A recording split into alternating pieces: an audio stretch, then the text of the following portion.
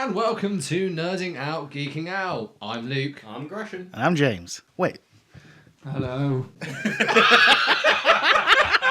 We have guests! We have a guest.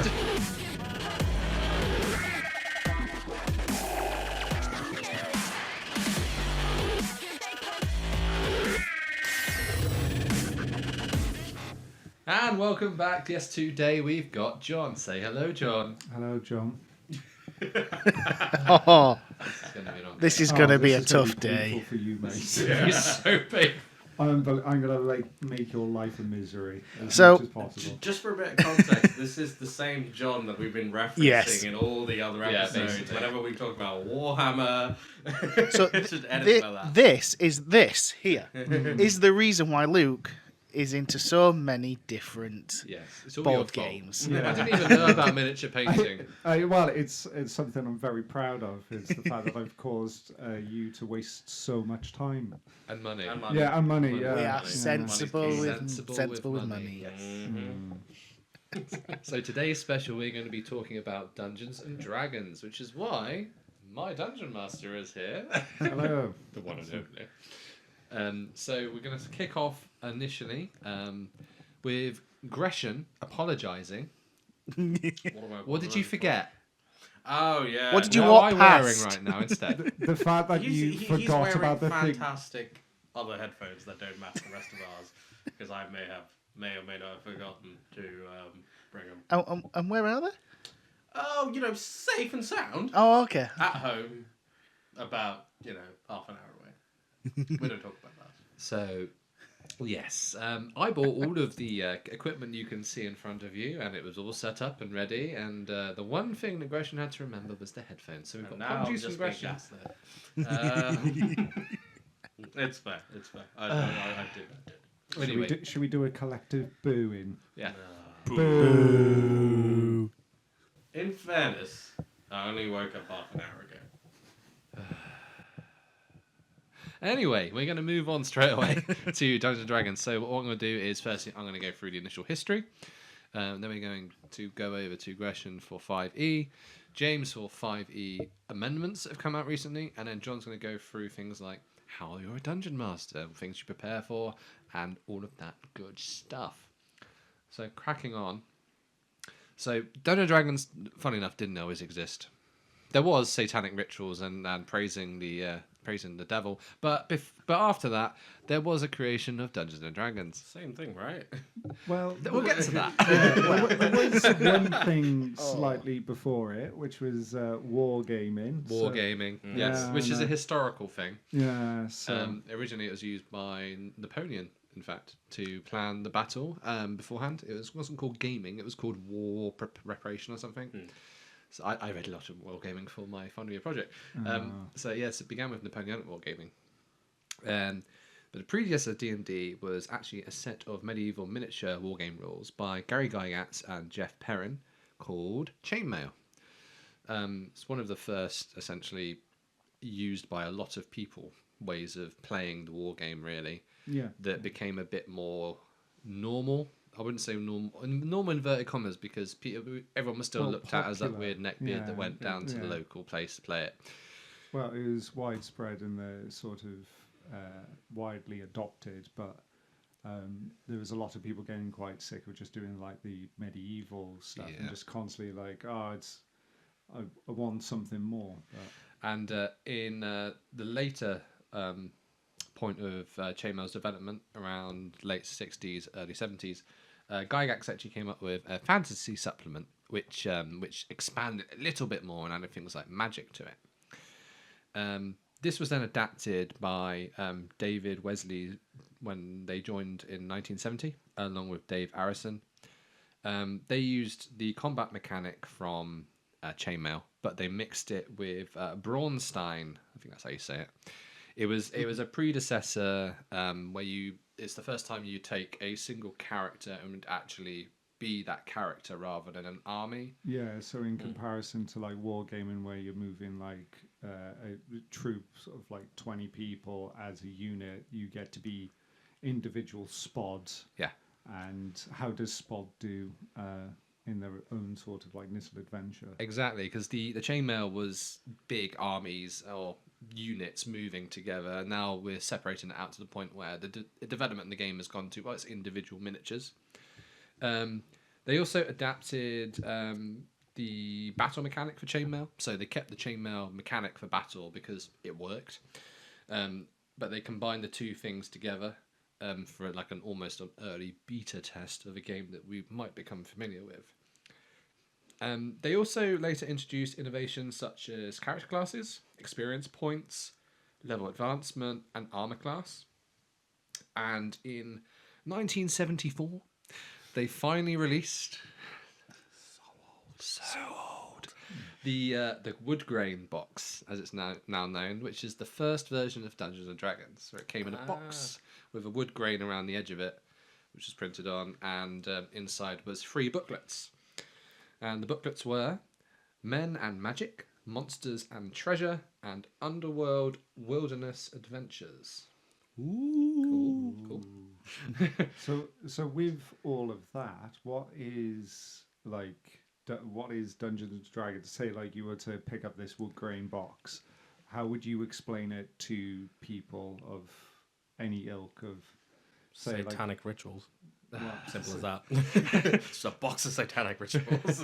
just filled Yes, with it's Satan. demons? It's pure Satan in a Pure box. Satan. No, Pop-up Satan. It's kind of like the IT crowd. This is Satan. This is Satan. This is In the this, blinking this LED is on Satan. top. Yeah. It's the internet. This version was now the time that you now could essentially take a sheet. There was character sheets. You would fill it in. You would state your class type, so druid, cleric, fighter, and you would build up a backstory. You'd take any weapons, which based in the weapons area of the book, and you essentially you'd start with that character. This is your person, and then you finally now have a dungeon master. Dungeon master is essentially a storyteller, as you should know. I should do. Yeah, well, I hope so, because that's why you're here. Oh, mate, you're in for a surprise. Oh no! Oh boy. Don't know anything about Dungeons and Dragons. It's awful. So you've got a dungeon master who basically tells the story. Your character interacts with the scene, the monsters and creatures and NPCs that you find, and you overall create a story yourself with your character and with the dungeon master's guidance. Is this something that you would have as, for instance, like the original where you would have pieces on a board? Or is it all... So the miniature aspect for battle is kind of one of those things that I don't know for certain if it happened, but it suggests that it did because they still use the chainmail rules for battle, which is more of a miniature wargaming. It's quite interesting because if they did do that, then essentially what happened over time is you kind of had that at the start and then it kind of fizzled out until relatively recently when people started to use miniatures again for it. Yeah, it turns out having lead in metal toys is not good for people. Don't lick them. No. It's not fun. So that was the beginning of Dungeons and Dragons, and a little bit of trivia here. Do you know where the name Dungeons and Dragons came from? No. Generally, have no idea. So Satanic rituals? This is going to be the ongoing joke. It's always Satan with you, Greg. You are pure chaos. Like, do you want to go to the shop? Shouts. Get me a Satan pop or something. Gee, wow. It's like, what is it? Oh, it's just red Fanta. Yeah. Red Fanta with a Red Bull in it. Jeez. It's got horns on it as well. Yeah, it has, yeah. So the name Dungeons and Dragons allegedly came from Gygax's 2-year-old daughter, Cindy. So he read a load of the titles that were working titles, and she essentially said that was her favourite one. Nah. I know I joke satanic rituals, but nah, that kid's possessed. 2-year-old. Yeah. Well, Hell. he had them all pre-written. Hell. No. It's Oh, not she like he just came picked up with Oh it. right, so you just Okay. picked. Okay, So out of okay. all of them- It's not like you said, Dad. The name should be Dungeons and Dragons. The less enjoyable version is that his wife, Mary Jo, also helped with that decision. But everyone always talks about the Cindy version instead, apparently, online. What, just like undermining every single like brand manager and Yes. like, product owner out there. No, it's this you're never 2-year-old. as good as a 2-year-old to Exactly. come up with Dungeons and Dragons. Exactly. So, the start of Dungeons and Dragons was pretty good. Everyone started to take it up. It was quite well adopted. People they sold out instantly. They couldn't create enough copies. But if you fast forward to a few years on, and in the 80s, it's kind of at its first peak, I'd say, and something happened which was quite bad. Because funnily enough, Satan was a fearful thing to the masses. And something called Understandable, satanic, Understandable, completely understandable. something called Satanic Panic occurred, which is a form of moral panic, which I found the exact statement for here. It's a widespread feeling of fear that some evil person or thing threatens the values, interests, or well-being of a community or society. So that was Dungeons and Dragons, apparently. You can tell there was lead in the air. Yeah, you can tell that was lead. So much lead. Oh no, I'm seeing demons now. Oh, So, To be I honest, think we should switch to unleaded petrol, mate. oh no. To be honest, I mean, you say this, I'm 100% sure if you were to like explain the premise of D&D to my mum, she'd be like, "Yep, satanic, 100%, 100%." Yeah. What do you mean you draw things on the floor and Yeah, so exactly. Exactly. It'd be like, what are these symbols you're drawing? Yeah, all of that. So the Satanic Panic began in the USA, and there were course. news articles such as Where crop circles begin. Yeah. exactly just they got nothing better to do than come up with crazy I swear shit. to God, they don't. They genuinely don't. So I know we are laughing about that, but Britain also did start like the 5G panic as well. Well, so we're yeah. equally as bad. I still True. pick up signals today. Yeah, I know. You're not You wearing didn't a build a tin- tinfoil hat? No, I know. I lost it. So We should went have into the those. recycling bin. I don't know what people are talking about. I've never experienced 5G. Whenever I get 5G, it's as good as 3G used to be. It genuinely, I've Yeah, it's never pretty experienced awful. it. That's a conspiracy in itself. That's what I'm saying. It's so true. It began in the 80s. I'm gonna try and keep. He's trying. He's trying to trying. not derail too Try much. my best to distract you as much as Pure possible. Nah, this is part of the fun. Oh, my days. It's not difficult, but Nah. Mate, this is sport for me. So Clay pigeon shooting into a barrel. At what point does Luke just say, "Guys, shut the fuck please hold whilst Carl gonna gets burst himself into together. tears. It's like, I just Come want on, to mate, finish get the it together, episode." mate. 13 minutes in and I'm broken. It's a new world Gresh, go on, record. Gresh, talk about Satan for a bit. No. Oh, yes. Right, where do we begin? So Satanic Panic. Some of the newspaper articles, for example, Dungeons and Dragons, just harmless fun or sorcery. And the other one that I found, How are these spelling sorcery? Is not, it not, not, S-A-U-C? we're not talking about tomato sauce. Oh, right. Nah.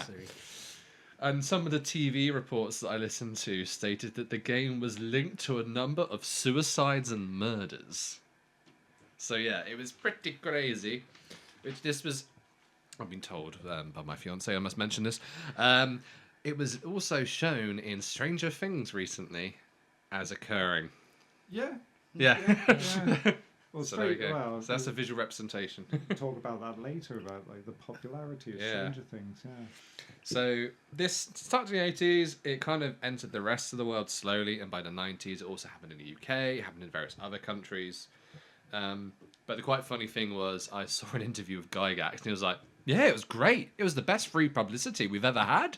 Because what happens when people hear about this thing? They learn about it and they go, oh no, it's not Satan worship. It's a really fun No. game. What happens is you realise there's a lot of people into satanic rituals. They're like, hell yeah, I'm in. If they're going to use it as a guise, you can't stop them. Yeah. Well, they did That's- it with for the music where they were saying about like different bands if Yeah, you play yeah. their music backwards that Yeah. you could listen to Satan.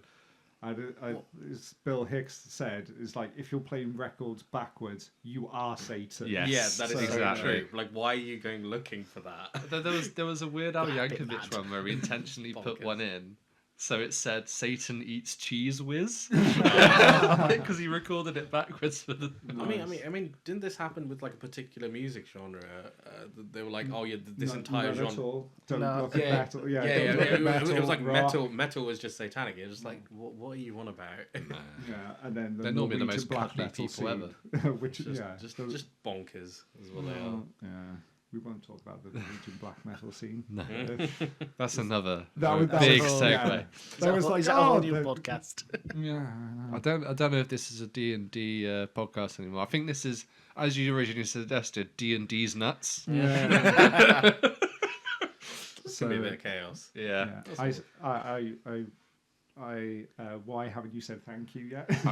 Thank you so much for the derailment. It's wonderful. Oh man, it's great. So over the years, after that point, we had many iterations of D&D. Some of them went a bit too far, like D&D Advanced, I think it was, which just went a little bit too many rules for people to learn easily. But eventually, we reached a point where I think all of us kind of entered, and we started playing 5e. Mm-hmm. So Aggression is now going to take us through a little bit about that. Yeah, so funny enough, so they went through a lot of different editions, all the way up to 4th edition, before 5th. I myself never played 4th edition, but I was told that it was a bit of a mixed bag. Did any of you actually play it? No, but I've seen a lot of like playthroughs on it, Okay. and it was more of a. It was at the time where they tried to like video game mechanics it, and and a lot. It didn't allow for like a lot of role playing or storytelling. Obviously, that you can say that that's false because you could just again the guidelines. But 4th edition was like poorly reviewed, and then They had pretty covers, remember that much. yeah. I mean, I feel like it's very rare that you find any D&D book that does not have pretty art. That's something that they've maintained. It looked like a video game cover. Right. Was the thing. There was, that like fake leather look Yeah. that you get printed on stuff. Yeah, it was like that. Fair. It was like I remember Fair. that very vividly. Fair enough. Yeah, it was a very different aesthetic because it was always previously like lots of hand drawn stuff all over it, and then it suddenly didn't do that. Tell you what, I did love the hand drawn art though. It like genuinely there were some really skilled artists. Yeah. Who did that. Right, going back to it. Basically, after the bit of a mixed bag that 4E was, Wizards of the Coast kind of really wanted to kind of really nail down 5th edition. So what they actually did was they started playtesting. They started playtesting rules, and they actually started listening to the community. That's something which he doesn't do. listening to the community. When have you ever heard a business do that? Yeah, that's pretty It's- rare. Why would you do that? Why would you do that? It's so silly. No. It's so silly. Trench Crusade. Just saying. No, well, once again, Trench Crusade is so recent. Though. Yeah, I know. Like this is so for context, this is back in 2012 to 2014 era. So between 2012 and 2014, they were playtesting like different rule sets, different bits of material effectively, and they were actually getting people's advice, which is useful. And then in 2014, when they launched, they went all out. So the game launched with the user manual, which kind of took you through kind of each of your different character, character builds, archetypes, all that. And I believe it also launched with the monster manual as well. Voila. Actually, the other one's behind you in that box as well. Ooh. That's my box set I got. To be fair, even if you didn't want to play the game, just to go through the monster manual for the artwork, 100% recommended. Or just discovering what kind of new creatures some Madman has made. some madman has Yeah. thought of, like things like a mind flare or just I don't know. Well, one of them's just I swear it's just a flying meatball. The beholder. Yeah, exactly. Yeah. It's just a flying meatball Beholder. with eyes. You're just like, There's okay. loads of expansion books for monsters now as well, isn't there? Yeah. 'Cause- Yeah, so in addition to the like 5e, I think they had a like open license policy or something like that. Yeah. So people could like create their own stuff, and I think that sort of like highly popularized it. So you started to get like Tome of Beasts by Cobalt Press and other like publishing companies like creating their own stuff and then monetizing it. But What was the show that Chris Perkins did? That there was a campaign because they do a book based on those things they came across. Because I remember there's a beer barrel that comes to life because I 3D printed one for my right. dad. Okay. It was like This that- tiny little beer mimic thing. yeah. Yes. So, I don't know the name of the show, but Chris Perkins is one of the Better I think people he's that like could one of have the come on game this show. designers for 5th edition. And he's in the realms of like Dungeons and Dragons online and everything else. He's sort of a major player in it and helped popularize 5th ed. But sorry, you were. Oh no! Go with it. Go with it. It's all good. But I think the main thing is that when they launched 5th edition, they launched it with all the resources. Yes. You got the player's handbook. You got the monster manual, and you also had the DM's manual as well. And I believe, I remember when I bought mine, I got the what's it called? The little wall. That isn't. I can't remember where that's in there the as well. DM screen, yeah. DM so screen, the yes, Dungeons which Master is- screen. So useful. Well, it's a. Yours There's, has fallen apart. well, yeah, it's been. Oh, I'm no. a traveling DM. I go all over the country to Right. like play Dungeons and That Dragons really for people. sounds like something different. To No, I know. Yeah. traveling. Are you a traveling DM or yeah? I know. It sounds like I sus. just like sell Gets trinkets paid to by people. the hour. Oh mate, if I got paid, I would be rich. I lose money every time, but it's fun. Like anytime somebody's like, "I'm thinking about playing Dungeons and Dragons," I was like, "Okay, we're now going to be friends now, and I'm going to turn up at your house, and we will play a game and sort of like try and introduce you people because it's fun. It's a great game." So yeah, do you have any more? To add? Well, I was going to say, but I think so. As to how 5th edition kind of became so popular, and probably part of the reason why all of us kind of really fell into it was one, they simplified everything compared to 4e and everything before that, which made the barrier to entry, I suppose, a lot more reachable. But then at the same time, they Wizards of the Coast were actually open to working with different companies like D&D Beyond, Yep. like Roll20. These are all like fantastic resources that really make life easier for building your character, understanding the rule sets. They're all on websites. D&D Beyond actually went a bit further and actually ported all their stuff onto an app as well. Which made it... Without that, I couldn't have Yeah. played the game. Like, Yeah, because before, I mean, to be fair, I'm still a big fan of, getting a bit of paper out and actually printing out a character sheet and actually writing all those details down. I love that. when I started, I had the sheet, and then I went onto the apps like 2 weeks after. I think I prefer the app if you're doing an ongoing one, but a one shot, I prefer the sheet. Yes, Because otherwise, what you end up Yes, is the most one shot, messy yeah. looking sheet ever, where you probably should just rewrite it. At Yeah. that point, you might as well have used the app. Yeah. I mean, with the app, sometimes it's a bit of a pain because you have when you level up at different times, and you get, depending on what missions the DM. Well, when we were playing, you were kind of allowed. It took some liberties, I think, with the leveling system. So you got more. I got like more health and things like that earlier on. So yeah, it just added. Changing that was a bit of a pain, but a fantastic app overall. Oh, God, yeah. No. Like without it, I could not have played. Yeah, me myself, I started very, very many years ago with like the White Wolf system, which is a different role-playing system where you play as werewolves and vampires and that sort of thing. And that was all on sheets of paper. But if you've got like terrible organizational skills and you write as if you're sort of like connected to a heart monitor, it was Just like horrendous. you. Yeah. So Okay, you're describing yourself. Yeah. So I used to enjoy writing out the character sheets, but as doing the like traveling DMing, when you have to create 6 character sheets in half an hour for people. Yeah, okay, fair. And I memorized all of like how to build characters, and that's the one thing which was really good about 5th Ed was you could reverse engineer a person's character. But it was so much stress, and then going to obviously using new technologies, the same as any game. New technology comes along, you start to adopt it, and then you improve it.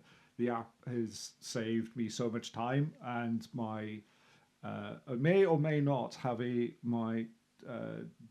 my account on D&D Beyond have like several people go on it. We've currently, I think I'm on like 132 characters. There was like, I think at one point there was like over 50 people access to my account. This guy's on there. Yeah. This guy. So yeah, and it was just it just allowed it to be even more accessible to others. Yeah. Yeah. Well, I was actually speaking on the accessibility front. They actually kind of went one step further. So this is slightly more recent times. During COVID, I'll get the name of the service, but it's kind of similar to D&D Beyond. But they actually allowed you to upload maps onto a grid and actually bring in character tokens. Oh, that's quite cool. And Yeah, so that's what we used. myself and a few of my mates, we continued our campaign on that every week, and it was so much fun because it also allowed you to look at what's it called, like radiuses, really accurately, and or like if it's like a cone. Or a cone attack, for instance, you could like visualize that and see exactly who it's going to hit. Roll 20. Yes, no, it was roll 20. It was either that or fantasy tabletop. No, it was roll 20. Discretion, know the name of it. Roll Yeah. for this. Oh, No, 11. You no. might have some idea, you're not sure. To be fair, to be fair, I did actually mention roll 20 earlier, and yeah. You also went out last night and got into a bit party-ish. No. Yes, don't just dig at me. Oh, mate, I waited to lay into Gresh now. You forgot the headphones. You deserved. He's just reversing what we did about him every single episode. That's what was happening. It's fine. And then one last thing that I also think kind of contributed to the popularization of D&D, games and movies actually. So Definitely Baldur's not Gate. the first movie. No, we don't. Not for what you showed us. We don't talk about the movie from was it 2000? We Yeah. don't talk about that. Yeah. That never happened. I choose to believe it never existed. It's a conspiracy. What about the cartoon? You There's don't know there's about so the much cartoon. IP No. out there. There was a cartoon, but it was Oh, like buddy. a Saturday morning cartoon. What? Yeah. On a Saturday Whilst you morning? talk about it, I'm going to find the picture. Well, it's been years since I've seen it, but yeah, they used to have a Dungeons and Dragons cartoon, and there's loads of different.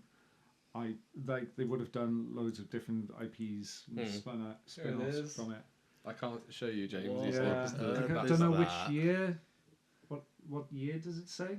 1983? It would be 80s. Oh, yeah. I can just see it, and it 83, looks a 3 bit odd. seasons. It looks like old Scooby Doo, is what it looks Yeah, like. it's a very similar animation style. because there's like It's the episode where they have to slay Scooby Doo, which was heartbreaking. well, they really wanted hot dogs, so yeah. And it's also And removing. the Dungeon Master as a character, I remember that, because every time you said you were a Dungeon Master, I had this guy in my head. Oh, what a Nice. bold Yeah. little like. Basically, Danny halfling. DeVito. Yeah. he just looks like the uncle from Avatar. Is Oh, what he looks Uncle like. Iroh. Yeah, Uncle Iroh. I love Uncle Iroh. No, Avatar is one of the best cartoon series ever. Yes, You should go and watch it. It is amazing. 100%. We don't talk about the movie. What movie? Exactly. What no, movie? there isn't That's a good question. Is going to see a sniper's bullet go through my head for mention of the movie. It was tragic. But in terms of the recent movie, it was, I don't know. It was fun. It was It great. was fun. From It was Guardians of the Galaxy, but with fantasy. True, but for someone kind of watching it from like a D&D perspective, I was like, oh, that's not how that spell would work. But for people who weren't aware of it, no. Boo. I was like, that's It encouraged other people to play a game. I know, Stop being I know, elitist and I know. gatekeepery. You suck. No, I know. It's all good. It's all good. It was just fun, sat there trying to figure out what each spell was meant to be. Yeah. I was like, what are they using there? I can tell you're a bloody engineer when you're like, oh, how does this thing work in a fantasy setting? I enjoyed it. I enjoyed the moments where it's like, we're going to start talking about ATATs now. no, stop it. Stop it. Stupid they are. Stop it. They're Yes, a very but- efficient walking device. I liked it when you could tell it was like clearly they just rolled a 1, like yeah, in the film. Yeah. It's The like fact that. that, yeah, with Chris Pine in it as well as Hugh Grant. Yes. But it's a great film. It's No, really good. it was good, and a lot of people went to watch it, and I think it's I've also not driven. watched it. Haven't you? It's generally basically Guardians of the Galaxy. Yeah. The first one, which is basically a Dungeons and Dragons adventure, but with fantasy tropes. And yeah, it was great. You'd enjoy it, definitely, for Yeah, sure. yeah, And I'm pretty sure it's driven people to D&D. It was great.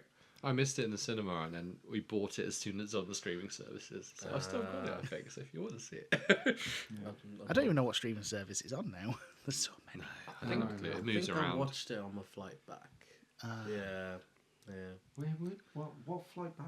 There's a flight Who back knows? from. Your elitist gatekeeping Oh! bullying other people trying to get into a new hobby. Whoa! Whose idea was it to get him on the show? I know. Yeah, I know, Greg. Sorry, This is Mum. This is your last time. Never again. John's lovely, Mum. He just is I'm a this little way gremlin, sometimes. that's what I am. He, Yeah. no, he is a little gremlin. gremlin. That sums him up perfectly. Gremlin mode. So basically, you're a lovely gremlin. Well, Is what you. the problem is if you get water on me, I suddenly start multiplying, and then Oh God. No, the world would end if there's 2. yeah, I know.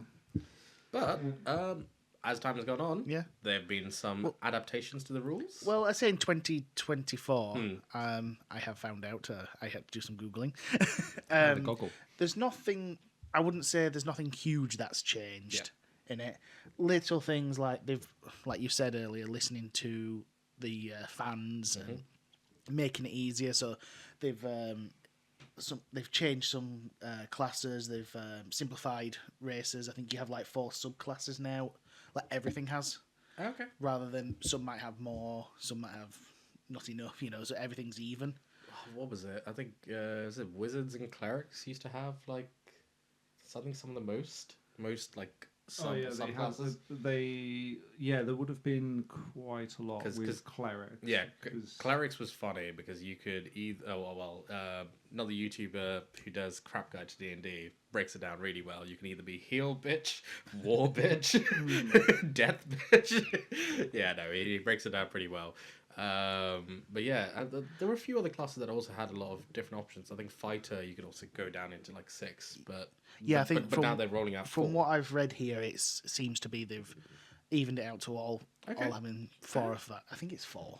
I did read up on my notes, but also they've they've changed some of the rule books and things to make it easier for people to find things in a pinch when they need it. Yeah, there is because you're talking about like what are they actually? Because I'm only used to like 5th edition and what was the name of it? I can't remember this. It was like a revised version. I think it was 5E. Yeah, because they were meant to be going with like D&D 1 or something like that. I think that was stopped. Yeah, it was going to be 1 D&D, and then I think they kind of had a few It was people revised. release It was revised 5th edition. I Yeah, think it's because the I- case if you, in a lot of cases, if you bought the old books, you wouldn't notice the No, difference. That's not at all. kind of what they said. It was you could, if you were still in a game from 5e, you could seamlessly move into this upgraded version. Or Well, the other because like I can understand why they do it, because if you release a product and then everybody buys it and everybody goes, right, this is great, this is perfect, and you're like, right, everybody's bought up everything that they can do. How are we going to make money? And Yeah. obviously, Wizards of the Coast need to make money. And they're not going to do it with their miniatures. No, I know, not at all. They do Those it through rubbery they do it things. through Magic the Gathering, which they sell Yeah. loads of. But the other thing which like I noticed a major concern, especially as like forever a DM, was a lot of people wanted to be rangers, and they were like, "Hey, I want to be a ranger. I want to have a bow. I want to have a cool sort of pet." And most of the time, I was like, "Just play a fighter. I'll give you a pet," because the rule set for ranger is really terrible. And I know that was one of the biggest improvements that they did. That was my they did first character. Guess what my first character was? It was Yeah, a ranger. yeah. My one committed suicide. That's how bad it was. That's why he's embodied as a suicidal one. I went into D&D, what's it called, reading The Ranger's Apprentice, the series before that, and I was like, the Rangers sounded so cool in that entire book series, so why can I not make this the same here? Yeah, overall, they just seem to have made things a bit easier. I mean, my favourite one was in critical hits, spells no longer critical on them. So Oh mate, that was one of my favourite things. it was great for me because I was just a dual sword wielder. Right. Don't want to have the wizards to have Yeah. all the fun. Yeah, that was like the balance at later games does become an issue because like wizards or especially with how powerful their spells are in general. yeah, exactly. Glass cannons, but you know. Yeah. Well, one of the other problems was a lot of character classes like barbarians and fighters, which like were melee focused. There's sometimes where you have monsters which just fly, and then you're like, oh right, okay, and There's not much somebody's I on can the do. ground, and I had one of my players. He just goes, "Oh, thanks. I've got nothing to do for half an hour," and I was like, he's got a point. He really has got a point. Like, I had a similar scenario because my character was a half-elf barbarian. oh no. But I got around it by picking up spears. Oh, Right. And then later on, I got I know, but you don't get to like the rules didn't allow you to go No. be super cool with the spears. Like, yeah, you can throw a spear, but it's not like you see somebody to the right of you, and then they release this thing which just. Oh yeah, it disintegrates things upon contact. You're like, oh right. I did try It's and- going to do so much more. I did try and get one of the magic casters to launch me up into the air. Oh right, Nice. okay, that's Yeah. great. I tried, Yeah. but As you should. yes, but may have missed. Nice. Although, as a barbarian, I still remember there was this one mission where I was in a similar situ, they missed, and I was falling a large number of feet. And I was like, last second, like just before I hit the ground, I turned around to the DM. I was like, please, pretty please, can I rage? Just to have a chance. And I went from like 4 health down to like 2. That was that's a exploit in the rules, which is like barbarians can fall from like infinite amounts. Yeah. Just because of the fact that like they can rage at the very last minute and basically step off an escalator, and it's. I was so close Yeah. to making him a god of war. He was like stupidly powerful. Like the my DM when I was playing had to. I built my character so pretty well, and I got got 2 weapons. One was ice, a sword, a fire sword, and an ice sword. Nice. So I was immune to most things, except for like poison. Right. So he had to like, and because of that, the enemies had to get stronger, Of course. and it took a long time before I got Yeah. knocked out. But yeah, it was quite fun to do that. But anything that's flying, you are useless. Right. But it makes up for it because you're like, you can't be good at everything on Earth. No, No, that's that true. is true. But at the same time, like the whole point of Dungeons and Dragons is to have a collective fun experience, and it's something which, like as you said about those 5e rules, which they've updated in the revised version, it sort of helps balance situations where you're not having somebody like left out or somebody not able to do as cool stuff. But yeah, it's as a DM, you also have to try and you might have like 4, from anything from like 2 to like 8 or 10 people. Don't ever do a DM session with 10 people. It is 10 sounds a bit extreme. my worst was 12. What? Yeah, you stick How them in. do you do like? So you stick them into battle sets of 3, sequences. and you're like, okay, guys, and you usually stick somebody who knows how to play D&D with another 2 Right. people. Okay. And you go like, right, we'll do you in sets of 3, and you have to be rapid fire quick. The point being is, you have to come up with problems for people to try and solve, which is fun for them, but allow them to do the cool thing that their character does, and not have other people sort of solve that problem. Which, like, say, like James being barbarian or whatever. You don't want to be going like, oh yeah, you got this like strength challenge or whatever that the barbarian has to solve, and then you have a wizard come along and go like, oh, I just move earth, and you're like, oh, that's not the point. But yeah, it's good that they've sort of addressed some of the issues, mainly with Ranger. Yeah, and they've added like it's easier apparently to craft weapons, and it's more rewarding apparently. Yeah, so there's examples with like I've played, I think it was like a 5-year campaign in Pathfinder, which is based off free Dungeons and Dragons 3.5, and if there is anything you can think of, as in crafting weapons, braiding somebody's hair, Pathfinder will have a rule set and have it where you will have very specific things, and there's different types of like people who like to play Dungeons and Dragons for different reasons. There's ones who like to theory craft, ones who like a lot of mechanics and coming around with like all these different ideas of how to optimize, like known as max minas. And then you have like narrative players. So I'm more of a Luke and myself are more narrative players. For sure.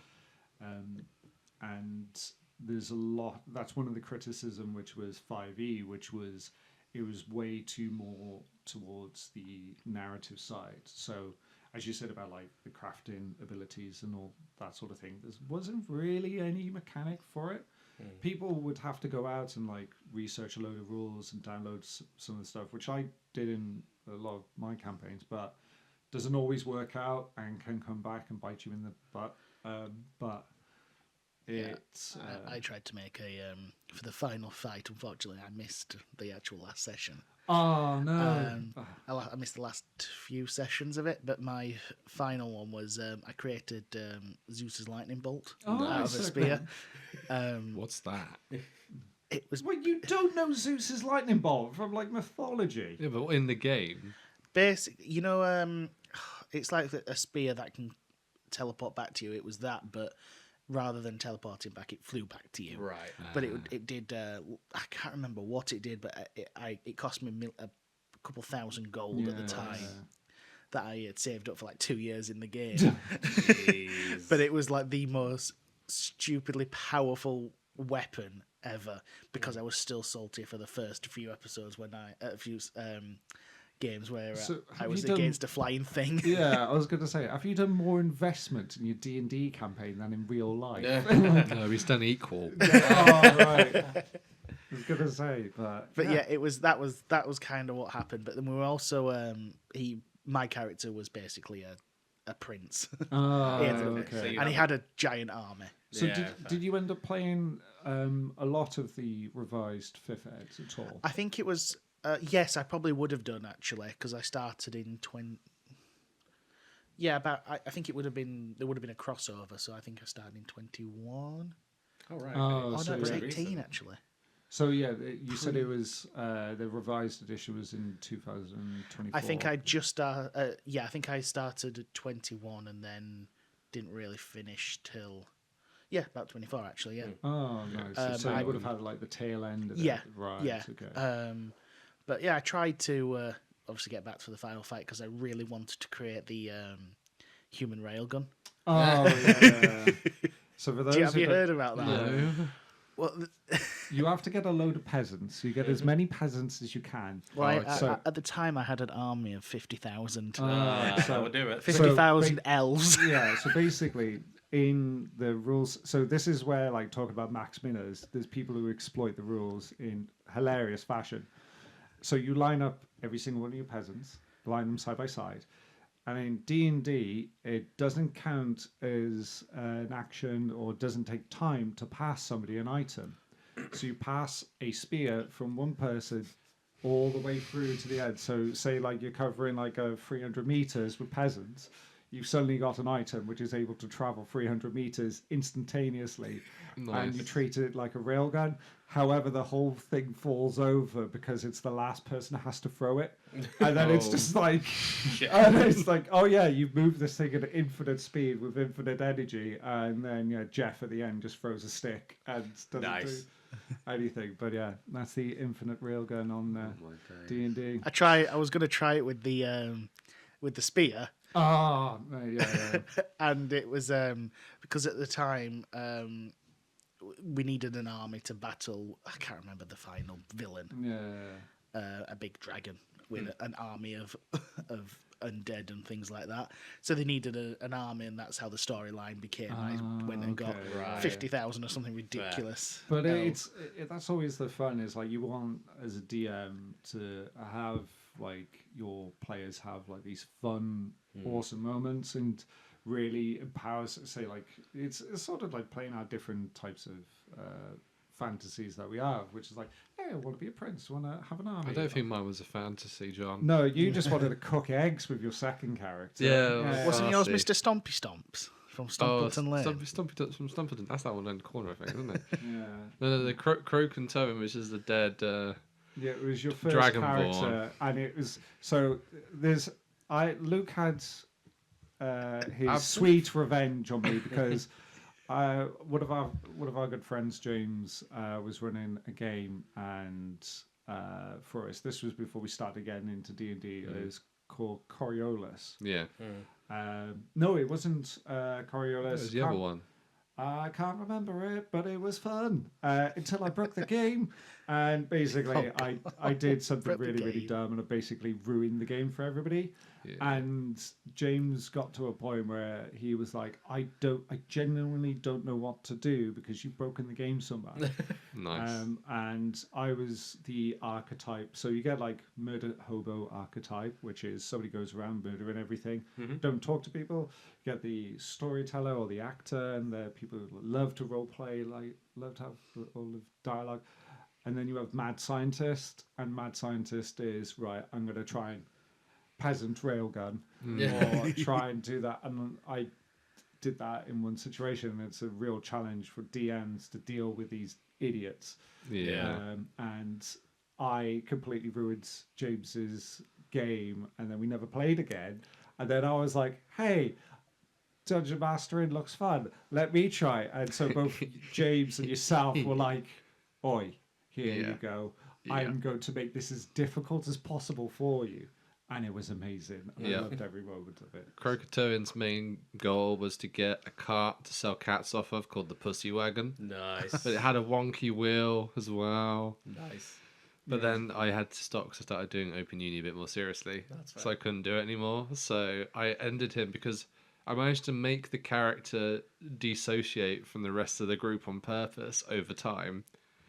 And then to the point that he was manically depressed and killed himself.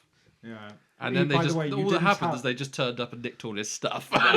Nice. So they hated your character. So the party of like 8 all hated your character. And they were like, why is Luke being such a dick? And I was like, he's not. He's just playing his character. He's just whatever. And I don't think you told me that you were going to end your character. Yeah. And you ended your character.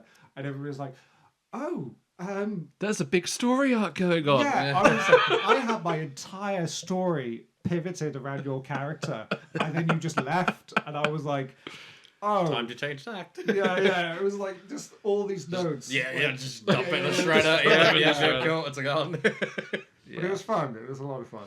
And then I came back as the pop-in character of Farsi now and then. Yeah, whenever you had free time, and it's just a case of. We had sessions every Wednesday, and we're just basically a reason to hang out and actually play ridiculous things. But any more on revised? No, other than what we've basically said, it's just a slight change, bit of an upgrade. I think all of us are glad that they didn't completely change it. Yes, because when you learn something, you put so much time into learning a mechanic like that. You don't want it to all suddenly just disappear, and you have to learn a new thing. Have you ever heard of Warhammer 40k, mate? This is why I stopped. I also think This is a that it's running like, joke between it's us. in a good place now. It doesn't really need too much change. Like, I don't think we need a complete overhaul of the rule set. I think, I don't know, because I got into it, well, at least my first game was in 2017 or 2018, and it was pretty easy to get into. It was, and well, when I say pretty easy, it was like it wasn't as complicated as some of the other games that I've seen, and myself and my party and my DM, all of us were brand new to D&D, so we were all figuring it out together, and it worked really well. And I think resources like D&D Beyond, Roll20 kind of coming out just really make life easy. Just for you to like quickly get answers to things. I think overall it's very good not to change things, but they also need to make money, as you. Oh, of course. But they could do that because some of these games go on for years. I mean, mine was 2.5, and that's quite short. I think I can't remember, but who it is exactly. But apparently, there's a game out in America where there's these people who've been playing for like 40 years or so, or coming close to 40 years. Yeah, and it's their entire like hobby. Admittedly, it's America, so their houses are way bigger than us in the UK, who live in shoeboxes. Because Yes, we do. but they converted like their entire house to have these like running campaigns, and there's been news articles and reports and documentaries on them. But again, same with like every rule set which comes out. If there's one that you prefer, there's example being the Pathfinder game. The only reason why we were playing Pathfinder was my DM at the time I was joining. He was like, I don't know Dungeons and Dragons 5th Ed. He goes, I do know Pathfinder, so we're playing Pathfinder. And I was like, oh, okay. There's a lot of administration or whatever. And it turns out that they originally started with a game called GURPS. GURPS? Yeah, GURPS. So GURPS is a agnostic rule set where you can create anything you want, and yes, the mechanics for it allow for that to happen, but it is very, very sort of admin heavy to begin with. And I was talking about this to another friend, and I was like, oh well, yeah, GURPS or whatever, and he started laughing at me, and I was like, oh, there's loads of admin, especially with like Pathfinder. And I think he plays a system called it's called like Roll Master or Dice Master, and the idea of it is you have a table for everything, and the tables are like thousands. So you get a textbook of around about like 400 pages, and it's like, hey, you've got a mace which you're thrown across a room to hit somebody in the head. Go up and look up the mace being thrown across a room to hit somebody across the head table. And see your levels of success. And the DM was just like, it's the rule set that I know, and I know it so well that I don't have to spend. So a lot of the time when you're trying to like get people to play role playing, because that's what it should be, is you go like, right, what rule set does the person who's trying to like get everybody together, get everybody to play, what do they know so well? But obviously, like when you have rule sets which are more accessible to people, you get more people coming along, which is great. But then if you want something more, or you prefer more mechanics, you go into other versions or that sort of thing. But each to their own, basically. Very true. And as long as you're having fun, doesn't matter, because that can be a problem with them. If you get too bogged down in the rules and the mechanics, as soon as that starts inhibiting fun. The rule of cool. Yeah, it's Rule always of cool.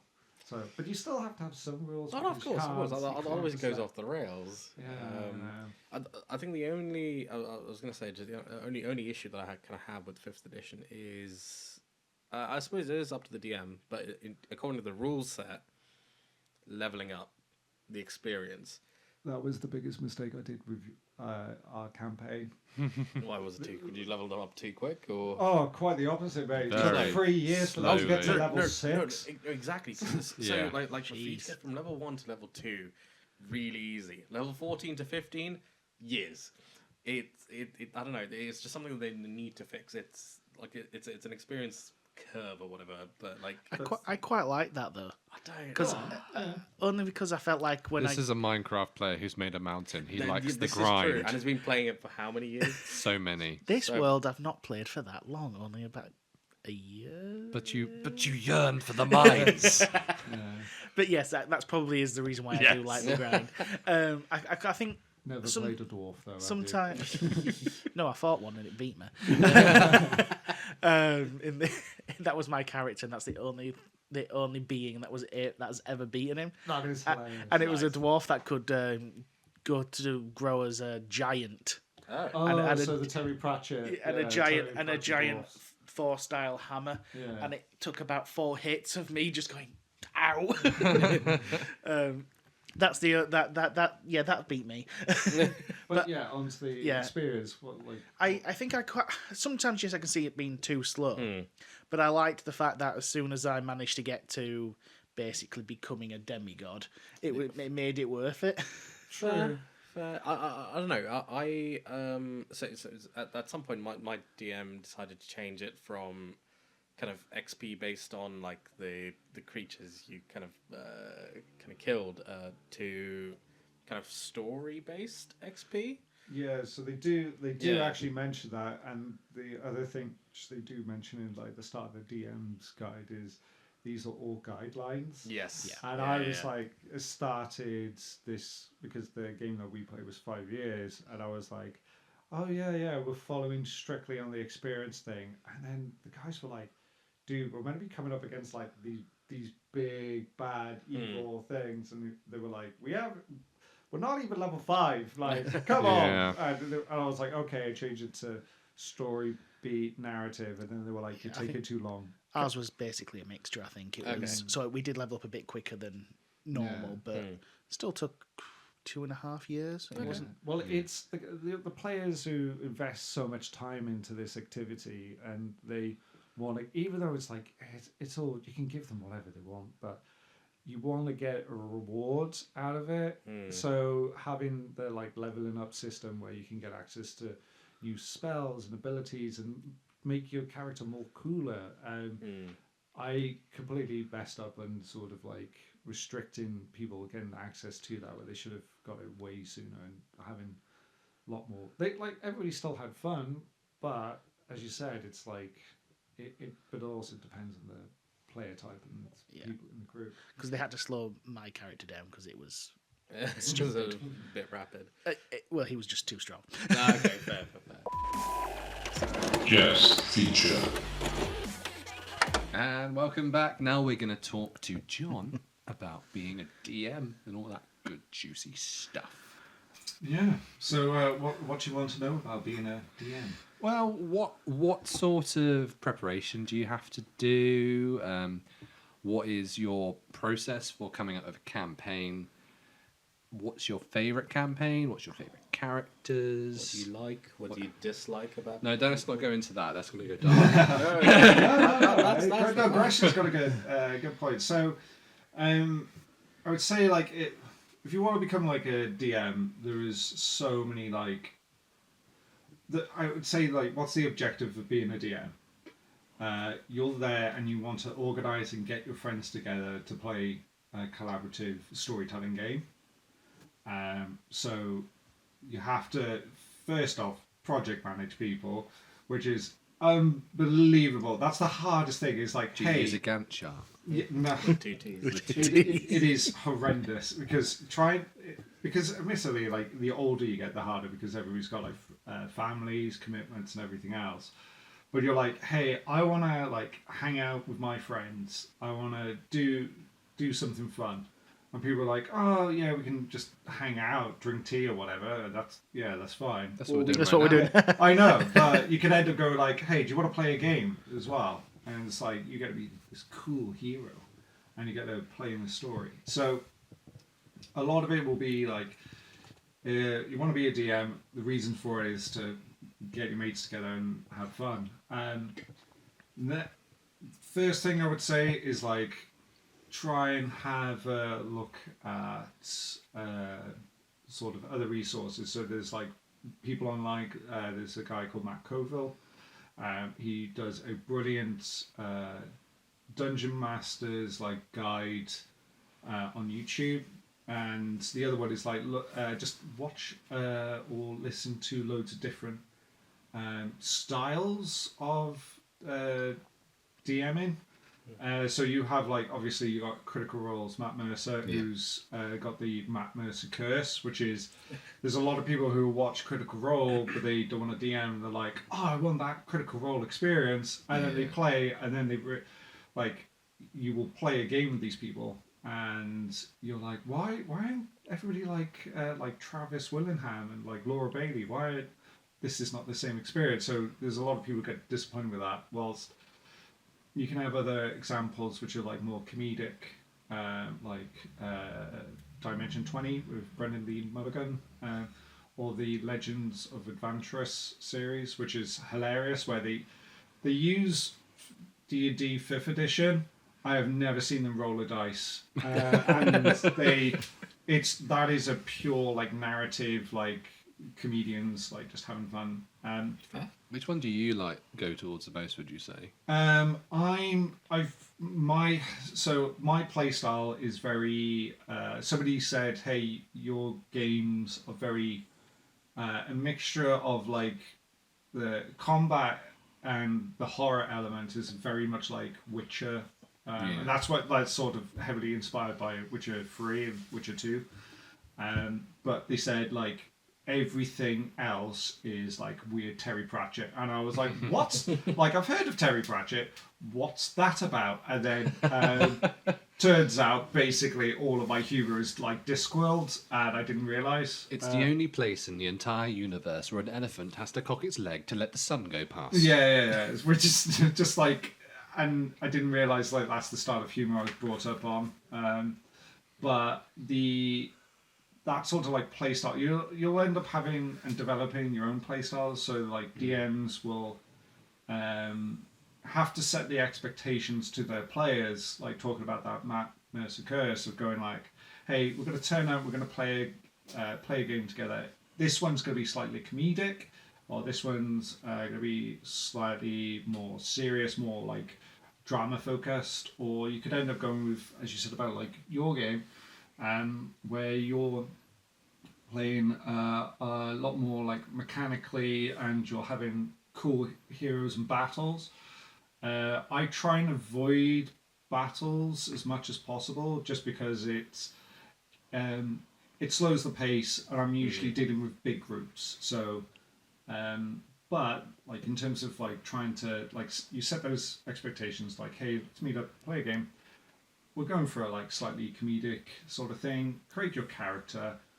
Don't worry about the mechanics. Just think of an idea that you want, and we'll go with that. And you also, if you want to start off like easy, like really, really easy, you can pick up like loads of like Coriolis is a great sort of easy introduction game. Like our friend Jamie is running a session for us. He's doing a great job, and I was like, hey, can I join? He was like, yeah, sure. I was like, I don't know what I'm doing. He was like, just pick these things. And I was like, all right, cool, awesome. I don't need to know anything.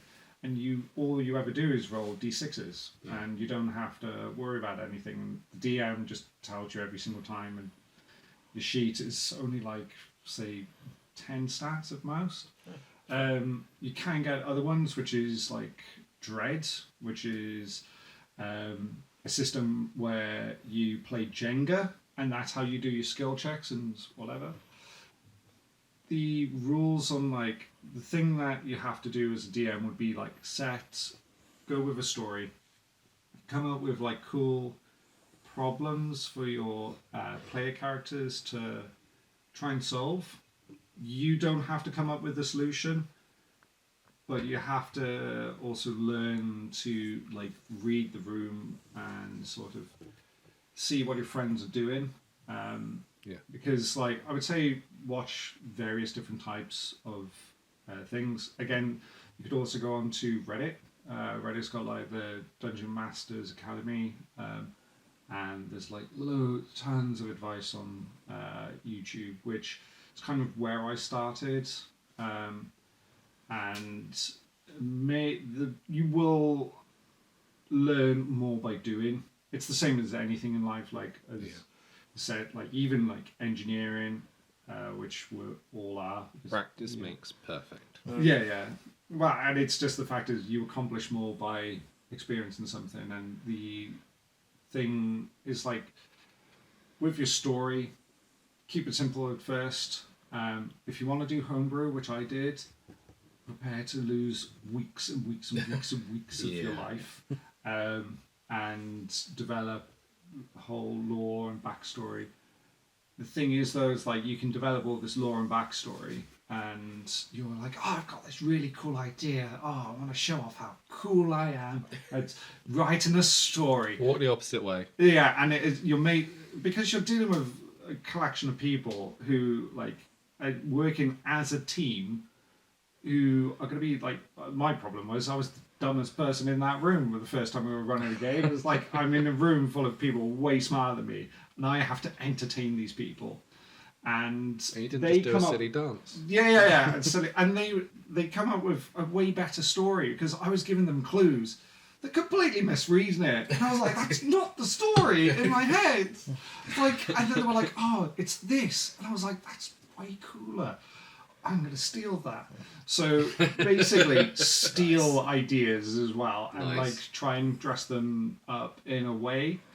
My recommendation as well is like listen to what your players want to achieve or what they want to do. So say like you mentioned about your prince characters, like, well, what does your prince want to achieve? Like, is he trying to seek redemption, or is he wanting to create an army of peasants? And that's and you want to try and like build that into the story, all the mechanics of it if you want, so that your players can end up crafting the narrative, because you as the DM, you're not the story. You're not you're the delivery system for people to have fun and for them to feel like satisfaction, reward, and if you decide to kill them, make them have like a wonderful sort of moments and brilliance. So yeah, that was like. Do you write this all down? Like, do you prepare like a story arc with lots of detail there? You have to have. It's the same as like any story. You go like beginning, middle, of end, but you start with a very simple thing of like, right, what is so in our campaign, the first one was. By the way, this was before COVID, so do not come for me, because I was like, there's a world plague. Why is there a plague? Well, if anything, I think you foreshadowed. Yeah, I know. It's horrible foreshadowing. Where I was like, my sort of background for my story was the 4 horsemen of the apocalypse find out that God doesn't exist and they become unemployed, and so they start to run a circus. But somebody decides to try and capture death, which is, if anybody's seen Sandman, is complete. And also, this was before the Sandman series, before the author did bad things. Well, it has become known of doing bad things. So another thing that I love that got cancelled. So I was like, okay, somebody tried to summon death. They summoned the wrong person. They capture pestilence. And so I was like, the story is, you have to go and try and rescue pestilence to stop the apocalypse and stop like plague going wild. Then COVID happened, and I was like, okay. So does that mean that they failed in their quest? Oh, they did actually. Which is like, we got to the very last, like where they're fighting the big bad, and then like life moved on. So yeah, it's something like when you are crafting your story, it has to be something simple of like, that's your target. You can have other things develop along the way. So like, even with a one shot, like we did a one shot where we go up to like Mount Olympus and we have to stage like a rock concert. Oh yes. Nice. So it's like, and all the characters were based on childhood cartoons. Yeah, That from was it. 90s cartoons from Britain. Because we killed My Little Ponies at one Yeah, point. you killed My Little Ponies. Lovely. There was Penny Crayon. There's a few others, but you always have to have a simple objective, and then you add the beats in between. So even if it is like Matt Koval does a brilliant job of this, which is go and rescue. You meet in a tavern. Go and rescue the blacksmith's daughter. That's a great story, and like the story will develop along the way with the characters and their decisions, and you have to adapt to it. But you have to try and keep on including clues and sort of sometimes like redirect the narrative from it. But you have to also like accept that sometimes your players will go, save the blacksmith's daughter. All right, well, who's kidnapping her? Oh, this person. Why are they kidnapping her? Oh, they can sell her as slavery. They're like, we want to become slavers. And you're like, right, okay, let's not Great. let's not do that. And then they're like, no, we're going to be slavers. And you're like, no, like, no. And then you have to end up running with the fact that you're running an Do you think evil... that's because they're British that they went with that? Yeah. I mean, it is British values, Yeah, right? They were wearing pith helmets at the time. Just drinking tea. Yeah. Definitely But British. it's just something that's like sometimes your players are so adamant on derailing something, you have to run with it. But you have to go like, right, okay, what's the consequences of this? And you're like, you could still like rope it back in. Mass genocide. Pardon? No. consequence. It was just, but it's these things where like these challenges, these social challenges come out, and you're like, right, I would say like learn improv as well is another great thing, and it's just doing yes and or the thing which sort of has helped with DMing is you become a lot more confident in like public speaking or like having to think on the fly. Because people will send you out like left field ideas, and you're like, right, I have to come up with something which responds to that. And it is basically improvisational drama, especially when you do all the voices. Yeah. Well, I That is try true. to. Mine is just like this pitch changed ever so slightly, and that has like helped, and you end up like being a better like public speaker, or if you have to give presentations or that sort of thing. It's those skill sets learn, and you have to try and learn to manage. The other thing is like having to learn to manage people, because example being you can end up having very strong personalities, or people who are who've got like short attention spans or whatever, and you have to try and keep them engaged, but allow for other people to shine.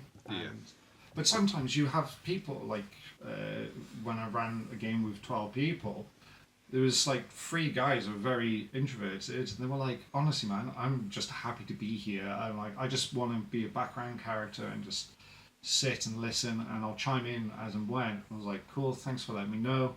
That saved me a lot of time or whatever, and I'd let more forward actors come forward and let them take center stage. But you still want to like include everybody. You have to try. It feels very similar to what I have to do when I do brainstorm facilitation. Yeah. You have, because you always notice that there's some people that just want to talk all the time and say everything. What, And like this podcast and me now? Yeah. Yeah. Sorry. So you always have to try and mediate that by essentially saying, now it's this person's turn for you. Yeah. And for me, it's normally I do activities where it's a silent activity and you're not allowed to talk. And that way everyone's ideas get put forward. Yeah. So it seems like a very similar people management Yeah, scenario. exactly. But you have to do it in a like a sort of positive way, and Yeah. like you do sometimes as well. The other thing you have to like, you will have your expectations, set your expectations, and you'll play games with people, and then people are like, I'm not having fun, and you're like, is there anything you can do? They're like, I just don't like it, and you're like, cool. That's what you were afraid of when I committed suicide as my Yeah, character. yeah. I remember I you was- coming to like, did you not enjoy it? I was like, no, I loved it. I just got to study. Yeah, and it's like, but you'll have people who will have just different styles of what they enjoy, and they will go like, I don't like. Oh, hello. Sorry about that. I thought James was going to flip a I just shit. This is ridiculous. I'm not having fun. There's no feet on the bottom of the table because I made the extenders. No, that's fine. We've got to keep on slowly moving towards the camera. It's going to crush me against the wall slowly. Yeah. Slowly.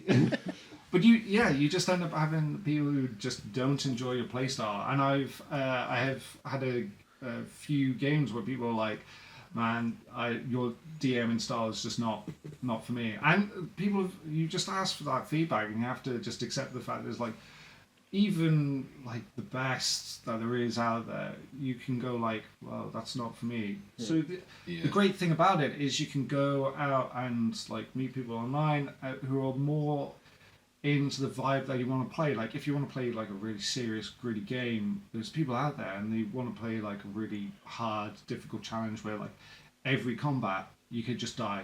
And whilst there's other people like, I don't care for combat. And have to learn to not take it personally, and it's very, very hard when you put in like a lot so much time and effort. Yeah, but that's life though. It's like, and also that's also true. Yeah, and also like I work in research and development. Most of the stuff gets thrown in the bin. Yep. And, Yep. And that's fine. You just have to. It's okay, bud. It's okay. Yeah. So you can end up having like, you can do all the preparation, you can do like all the research, try and get your friends together. And it can just go horribly, horribly wrong, but you'll learn from it, and you'll take these things and you go like, right, okay. And again, it's just like speaking and communicating with people. But yeah, that's like the start of the prep. Don't worry too much about it. The rules, the guidelines.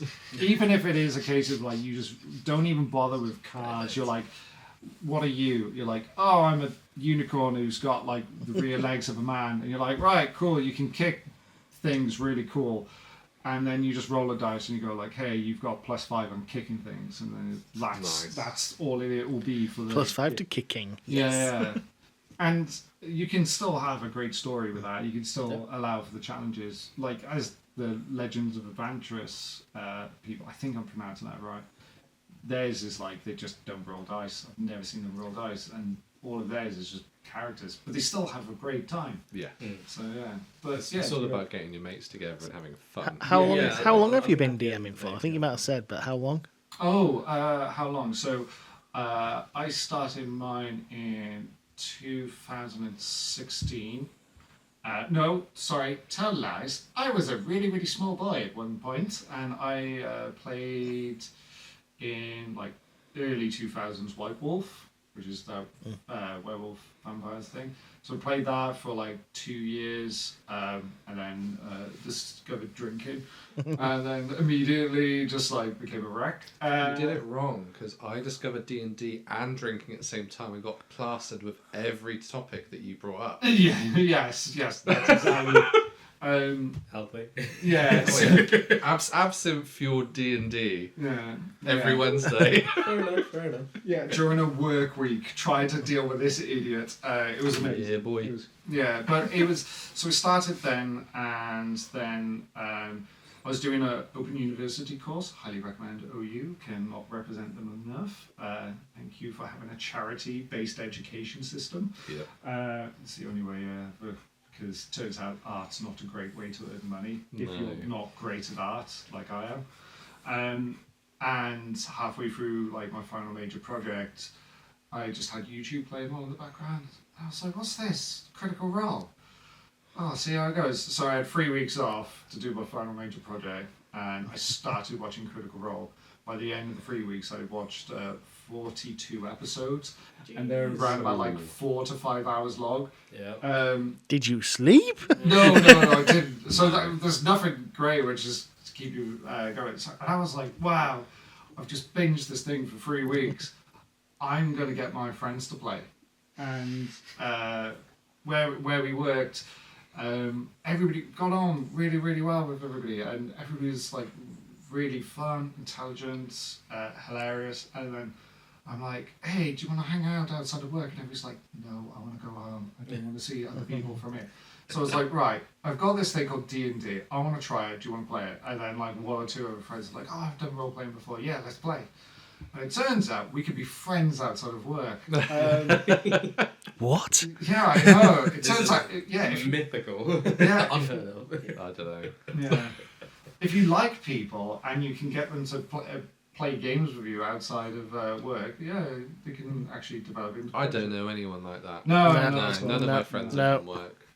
But that started in like 2016. We ran our campaign for 5 years, and then I've been like an on and off player on various different campaigns and systems. Like I've been in Pathfinder, Coriolis, Vesson, and I've done more Pork as well, which is What? it's a black metal. It's a black metal music RPG. Ooh. It's got beautiful That artwork. seems right up your Yeah, alley. it does, because I've got another one that I've got the book for somewhere. I'll show you Oh that one. yeah. So Ragnarok. yeah. There's Okay, fair news. loads of like those type of games that I've played, and then like usually there's a lot of people saying like, hey, let's hang out again. I usually create one-shot stories and that sort of thing, and just get people together. And usually we have like very fortunate we can have like weekends away, and yeah, just been on and off DM since like 2023. So don't main DM at the moment. I have got a game on at the moment, but the time periods between each session is roughly around about 4 to 5 months. Yeah, and like when we meet up, they're like. So what happened? Where did we end up? So I know these type of people, and they're called parents. So people who've got like kids and stuff, they're like, it's also like they got high flying jobs as well. So you can end up having situations where they're like, no, I'm booked out for the next 4 months. I can schedule in 4 hours on a Sunday. So I'm hopefully going to be playing one of those games in April.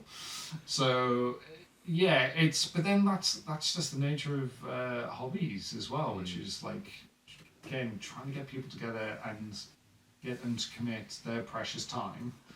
It's so that's how long I've been playing D&D and running games for people. So old. I know I'm so old. The grey hairs are showing. Silver fox. You could do a Dress Was Mr. Fantastic. Yeah, if you that's what I keep was thinking. It's on the sides. No, I am not as well. The only thing it's just Are you as stretchy? no, not Flexible? at all.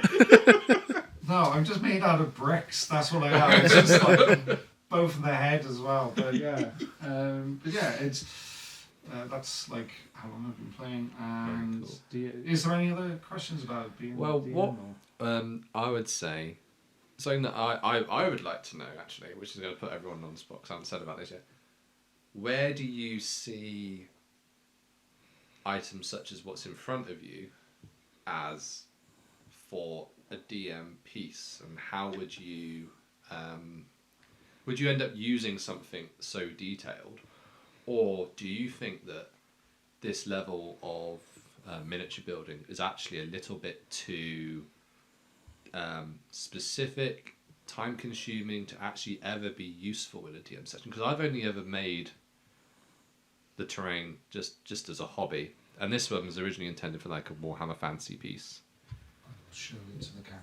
Ooh, look at all the So, things. I feel like this is QVC. For QVC. And this is only £10 of your British money. Buy now. So yeah, it's a case of like, do you actually think that things like this being so detailed and time consuming is worthwhile, or would you think? Because I know that from your past, you normally have like maps that you've drawn on the fly. You had a whiteboard? I had tracing paper. That was it. I had a cutting mat, and I had a dream. Yeah. But I think it was like James earlier. You mentioned about like always having like miniatures, or like you always have a play mat, and talking about like the original D&D, you can like there's arguments about theatre of the mind versus practical minis.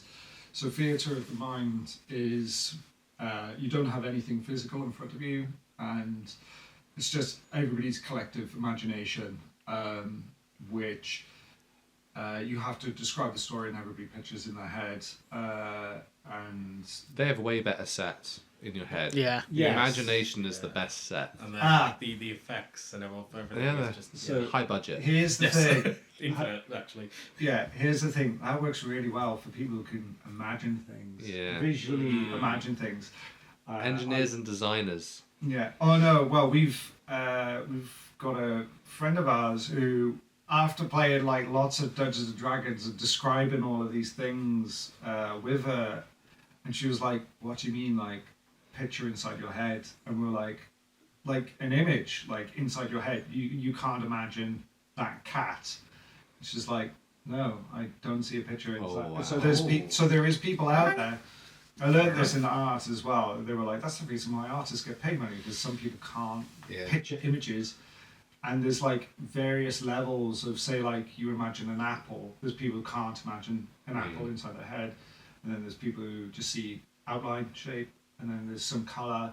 And there are people who be, say, like fully rendered color. And then there's other people who can pick it up and hold it in their mind's eye. Yeah. So like theatre of the mind is great if you've got a load of people who can work with that. I'm not saying like my friend was able to not play the game, but she was like, I'm not enjoying it as much. So if they had like this visual out in front of them, so say like dealing with miniatures, like, yeah, that's great. Because that allows like setting distances, and like if you've got a combat heavy game with your character, that allows it to be easier for people to move around. And I was always I had to think of things on the fly. Yeah. I needed it to be as cheap as possible. So I just got a A3 cutting mat with a grid system on it, and then tracing paper and a load of felt tip pens. Cool. And that allowed to do that. And like the miniatures which I bought, it was just like you can buy lots on eBay and it's just like whatever. But the game mode that I've heard about is the jelly baby system, whereas like everybody's got like a jelly baby and the monsters are jelly babies, and if you slay that monster, you get to eat that jelly baby. So yeah, that's the only requirement is the players bring snacks and drinks. Yeah. Because the DM does enough preparation.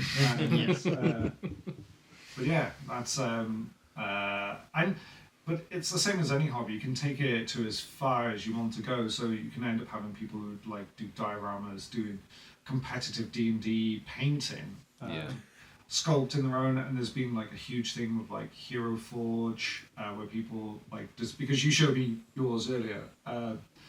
Which is like you can design your own character and realize what your sort of character is created, 3D printed now, because the tech has come on so much as well. Yeah. Which is fantastic because it enables people to tell their story and to communicate their ideas.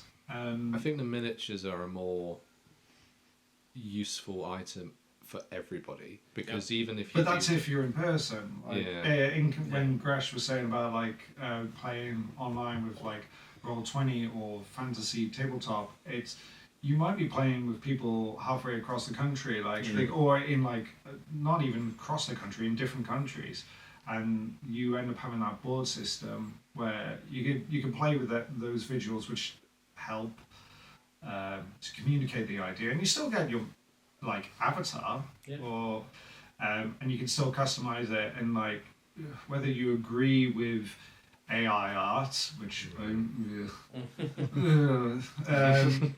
but it like I think the only reason why people are okay with it is because people who play Dungeons and Dragons keep on generating their character from like the AI art system, but that sort of allows people to again communicate their ideas and get to play their game and tell their story and hang out with their friends. But people always do love miniatures, I find, and they appreciate like a lot of hard work and art and set building. Like if you watch like a lot of the recent Critical Roles when Matt Mercer unveils the battle maps, they're like so elaborate, so detailed. And like so tall as well. It's just like you're fighting across so many levels. It's detailed. It's cool. Yeah. So yeah. But I think that's where it's I don't know. Well, so for me, I think it only makes sense for like the big battle maps. So like all the little like skirmishes that you kind of come across like whilst your troop is traveling, that can be theatre of the mind. At least that's how we did it.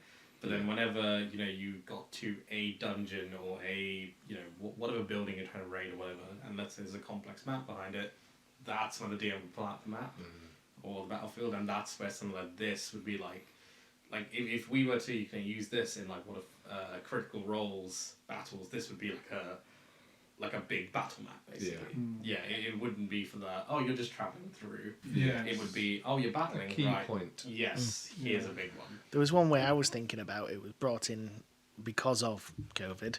Was you build a table quite like this actually, but you put a screen in it. Yes. And then you have your miniatures that you can then everybody can print, build, or whatever. That was going to be the plan we were going to do, where I'd build a frame, and then you actually so the DM would then have his laptop and be able to drag the terrain across, which was kind of what we were thinking. Then you have your big map, and then we move because you can actually see like the squares and everything will be to scale. That's kind of one thing we were thinking of doing, which I think would have been halfway between building a full set and then also having something that you can still picture in the back of your head, but also for people who can't, you can say, oh, this is how big the room is. This is what you can see. Maybe that's something for us to think about when we start making our studio. Well, I imagine the reason why, the same thing as the reason why I stopped, is trying to organise people and get the money together. And I moved down here. Pardon? I moved down here. He ain't always from down here. He's from up north, past them Thor. What do you mean with that accent? It's from up north. Yeah, I know.